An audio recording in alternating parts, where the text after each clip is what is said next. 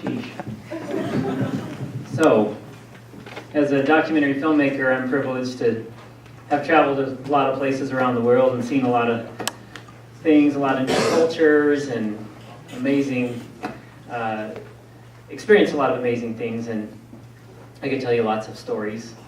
I could tell you about the year that I lived in Mexico filming the indigenous tribes there and getting dropped off these ridge-top drug runner airstrips and kicked out of the plane so they could get out as quickly as possible, and hiking down into these canyons, and the time we ran out of water and we had to live on wild watermelons.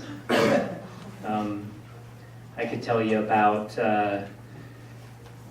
the little Indian village woman in southern India that I filmed, who showed me the graves of the 8 newborn girls that she personally strangled, one after the other over a 10-year period of time in her quest for a son.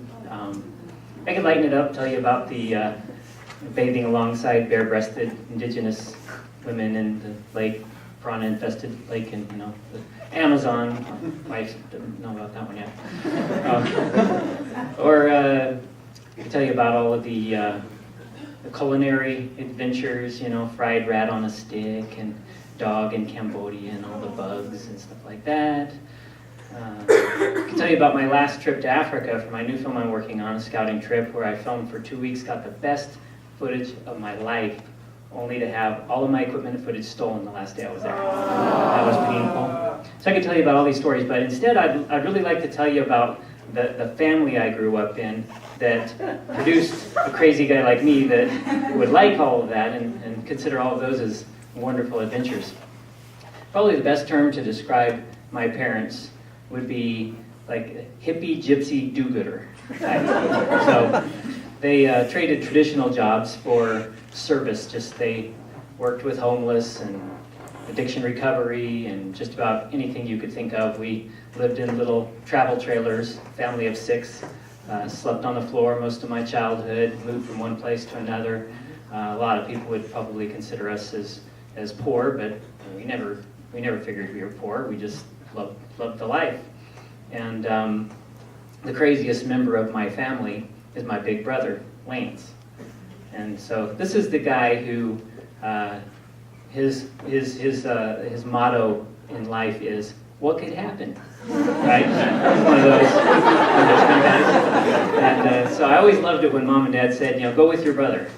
Because that meant adventure. That meant we were going to go shoot guns or light fires or explore abandoned mines or, watch him try to kill a cornered badger with a children's bow, building fake haystacks and hiding in them and shooting the Dutch farm boys with BB guns and watching them jump and swat at invisible bees. And all sorts of fun things like that occurred when I went out with my brother Lance. We got to go frog gigging and catching crawdads and spending the night on the river fishing for catfish. All those wonderful things.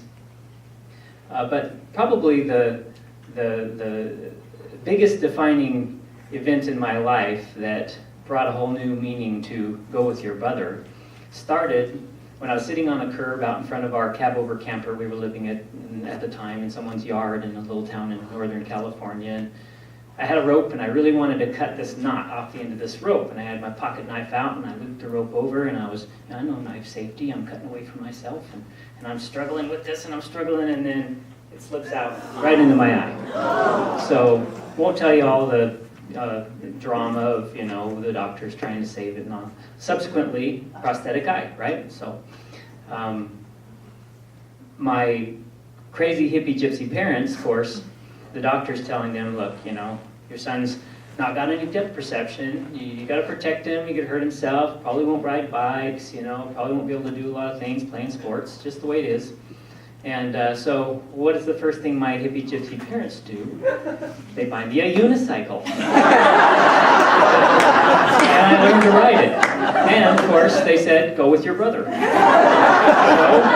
I spent the next several years going with my brother as we climbed the sandstone buttes, sheer cliff faces up in northern Arizona on the Navajo reservation where we lived for a few years, and rode horses and, you know, hanging on for dear life on the back of a motorcycle. Well, he's, you know, being his what could happen kind of a mode. One time we were climbing along this horizontal crack in the side of this sheer cliff, sandstone cliff, and it kind of opened up and made a little cave, and he looks in there and he says, "Cool, there's a skull in there." So basically we find this human skeleton. Some old Navajo man had climbed up there and died, and of course Lance has to exhume the entire skeleton, and he finds all these silver conches and on a rotted belt, and of course he has to bring that back and show off his prize. And of course our Navajo friends are not very happy with having desecrated this grave, and these are the kinds of things that the kind of adventures I got to go along with. But my family environment also lended itself to always seeing the silver lining in things. And so I found my silver lining the first day back at school with my shiny new prosthetic eye. I'm surrounded by all of these kids who haven't seen me in months, you know, and have heard about this. Of course, I'm the example that every parent is using. How to not use knives. Don't be like Evan, all right? So the kids are all very familiar with my story. And one of the kids asks that perfect question. They said, "Can you take it out?" And of course, "Sure, I can take it out."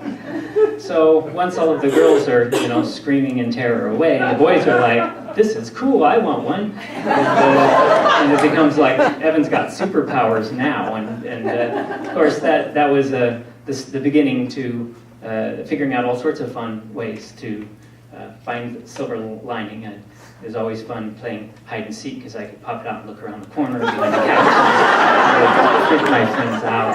I started learning not to say, "Hey Evan, keep your eye on my purse." "Hey,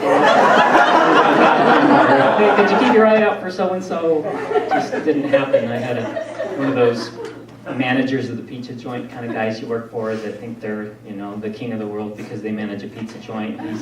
He walks in on a Sunday during a staff meeting, and we're all sitting at the tables, and he puts his briefcase on my table and says, "Keep an eye on that while I run into the office." You know, big mistake. So I get written up for, you know, disrupting the attendant officers. These are the kinds of things, kinds of adventures that I got to have with the old eyeball. And so, you know, I still follow my brother around. Wasn't that long ago. We were out in one of his contraptions he makes. He builds these, well, everything from back when he could find a little lawnmower engine and build something around it that would go fast. And now it's sand rails, these dune buggies, you know the thing. They take an engine and a chassis, and they build a tubular frame around it and toss in a seat and a steering wheel and hopefully brakes, and you go crazy. And he builds these, and we've got to, of course, take it up and try out the cutting brakes, you know, the levers you pull so one back wheel or the other locks up and you can slide around corners. We're up at Reddington Pass, sliding around the corners and going over the side. And then not that long ago, we were down in southern Arizona in the Patagonia area, and of course, true to form, he ends up busting off the entire front wheel of the sand rail, pulling one of his what could happen tricks. And his idea for getting it back to town is me and my brother-in-law hang off the back corner of the sand rail as far as we can and act as a counterbalance. And he drives it on the freeway all the way home. So that's the back corner of the sand rail. That's what could happen. And so I still follow my brother around, and I've mellowed out on playing the tricks with my eyeball. It plays a lot of tricks of its own anymore. It doesn't really close anymore. I've just got some issue. It doesn't blink, so it just kind of stares at my wife all night while she's sleeping. I know she's beautiful, but it's creepy. So I'm going to keep following my old brother around, and hopefully I won't ever get too old to pop my eye out and show my kids' friends whenever they come over to visit. And what could happen?